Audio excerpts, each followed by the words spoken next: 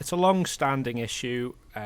From what I can learn from your comments there, this has been going on for 7 or more years.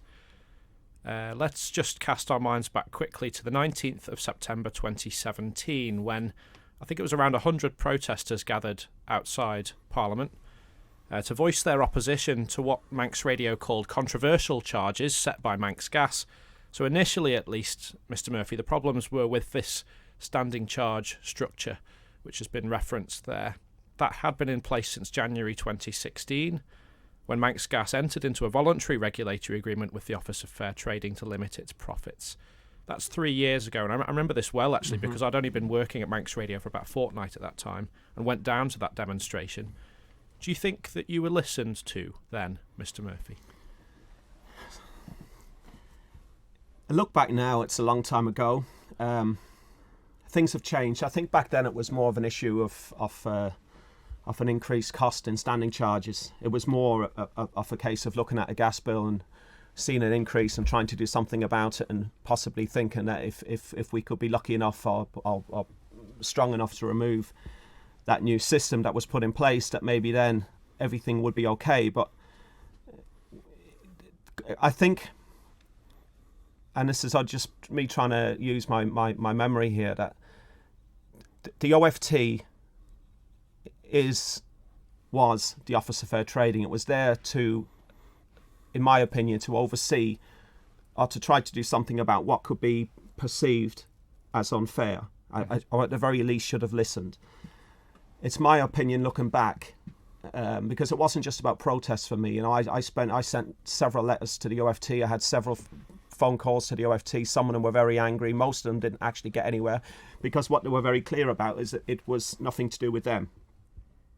They wouldn't exactly tell me why it was nothing to do with them, or if they did, I certainly didn't understand it at that time, because, as I said to you a little while ago, there was very little information in place. All people knew, or all I knew, is there was a hike in standing charges which had made a drastic effect on my gas bill.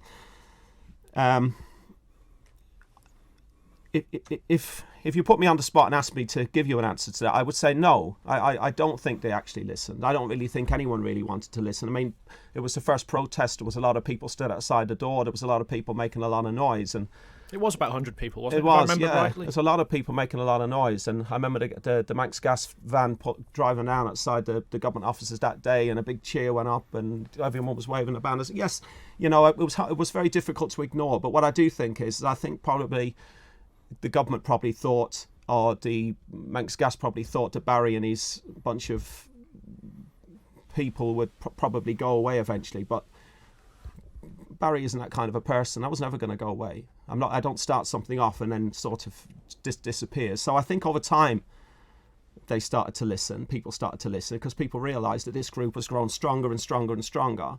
And of course, then the press were involved, Manx Radio, all the other radio stations, the newspapers, and eventually BBC News got involved, ITV News got involved. So it was very difficult to ignore us. So over time, they probably did. But I think on day one, in all honesty, there was some videos went around, and I'm not sure that at that time that there was 1 or 2 political members took us seriously. No, I'll be honest with you.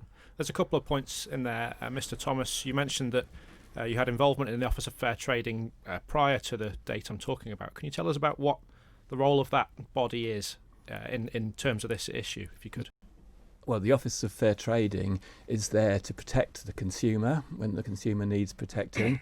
The Office of Fair Trading is there to make sure that competition works when competition can be made to work. It's also got other functions, but in its view, throughout this gas regulatory agreement, it's been there behind the scenes to protect the consumer, and essentially it took away the rights of the consumer, and it also didn't properly handle the monopoly it had allowed to be created by doing away with its rights between 2015 and the end of June 2020. So in my view, the OFT has got to put its hands up and say we were wrong through this agreement, and the next imposed regulation, whatever form it has, needs to actually have a proper regulator. I was absolutely shocked to learn in August that the OFT ICYMI never once throughout the years of that agreement had actually spotted anything that was wrong, in as much as it hadn't told Manx Gas it wanted anything changed about the return on capital employed or about the pricing. There's no evidence that it did, and it actually conceded that it never done that. So we haven't had regulation, we haven't had the consumers' rights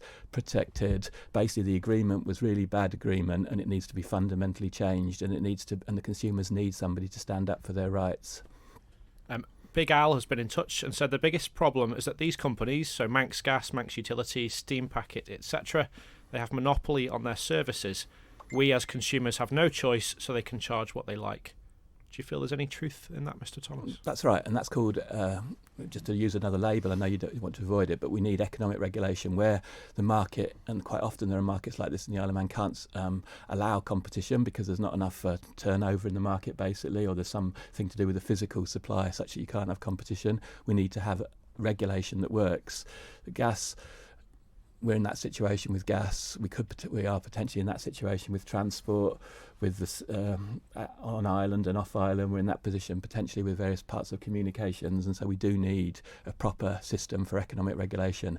And that's been my approach. I put down that first question back in 2013, and when I had a degree of responsibility for the programme for government, you will see all over the programme for government back in 2016, 2017. There's an outcome that's stated we're going to achieve, and there's actions to get to it, to have a new system of economic regulation. That's why I feel so frustrated and disappointed, but I hope that we can rescue this from the jaws of defeat, and we can actually put in place a really good system of regulation in the few months we've got left by working together, government and myself and the consumer group, in the interests of the Manx public who we represent as politicians.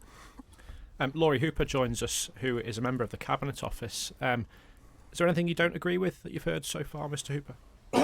Some of the detail, I think. So just in response to your caller's question, it isn't quite accurate that Manx Gas can charge whatever they like. They're only allowed to charge whatever it is that will generate them that fixed return that's in the agreement. Now, I completely agree with Chris and Barry here that that agreement just was never fit for purpose, actually. It is not a good agreement. I think we can all agree that. I think the Gas Regulatory Committee report was pretty clear on that the rate of return that was allowed was too high. The level of enforcement in there is practically non-existent, actually. So I think it's a little bit unfair to blame the OFT for not taking action when actually the ability of them to take action within the confines of that agreement was quite limited anyway. So it wasn't as if they were given a big stick they could use to go and beat Manx Gas with. The agreement essentially took a lot of those powers away from them. When it comes to any action that government could take now within the notice period of the agreement, there's two things the government can do now that the notice period has been started. The first one of those is they could conduct an investigation into whether the pricing system is I think the language is fair, but essentially that's what they could do that. Well, the Gas Regulatory Committee has already done that piece of work and concluded that it was too high, so you don't need to do another investigation. We know it's too high. The other thing that they could do now under the agreement is start to bring in legislation, and that's, again, what is already happening. So the two things government can do during the notice period, it is actually doing. The only sticking point really is whether or not we'll actually need that legislation, because if we can get a good agreement with Manx Gas to replace the existing one, you don't need to go through all the hassle then of actually changing the law and bringing in a statutory regulation. And this comes down to what Chris was talking about. What do we mean by impose regulation? I think it's always, if you read the motion, you listen to the debates, impose has always had that statutory connotation. We will do this to you. Can you explain that difference to us? So this is basically about what options are available to Manx Gas. It's more what options are available to the government, really. So in simple terms, you can always agree something with anyone. So the government could agree, as they did back in 2016, 2015, to say, look, let's not do certain things. So we won't bring in a statutory regulation regime. We won't do price investigations. But on the other hand, if we do this, you, Manx Gas, will agree to only sell gas at certain prices. You'll agree to do other things that we built within the agreement. So there'll be things in there. I mean, there's talk of a social tariff. There's talk of commitments on climate change. All those kind of things which you can get out of a voluntary agreement. Statutory regulation is slightly different. That's where government says, this is what we need you to do. And there's no real negotiation. It is just the House of Keys would say, that's the price we're going to set. This is the system it's going to be. And you could allow the OFT, for example, to tell them what the price cap is going to be. And that's the way they work in the UK. The Ofgem just says, that's the most you can charge. End of. It isn't a negotiated approach, really. The weakness of that approach is that you can't backdate it, because obviously you can't make laws apply to things that have already happened. That's just not particularly a fair way of governing. And the other downside, obviously, to that is you might lose some of those nice to have elements that you could get through a voluntary agreement. So it would be difficult, I think, to impose climate change obligations on a private firm, specifically on a private firm. You might be able to do it across the whole energy market, but you probably wouldn't be able to get away with doing that inside a Manx Gas specific agreement. So I think both routes have pros and cons to them, and that's, I think, what Tynwald acknowledged really in the debate in July, that there are two routes of going down this. We've basically been told by Tynwald, do both of them at the same time, and if you can get an agreement, great. If you can't get an agreement, then we'll legislate, and that's really the position that Tynwald has left us in, which is that the agreement is the preferred route, primarily because of those kind of winder issues and the backdating ability, I think, and the flexibility it gives you. But then actually, if we can't reach a good agreement, and it has to be a good deal, a fair deal for Manx customers at the same time as providing us with a secure and reliable gas infrastructure, if we can't get a good deal, then it's cards on the table. That's fine. We're not going to sign up to a bad deal for another 10 years. That's just ridiculous. So if the deal we get isn't a good deal, government's made itself very clear that we'll just walk away from the table and go straight back to the legislative route that Chris is talking about.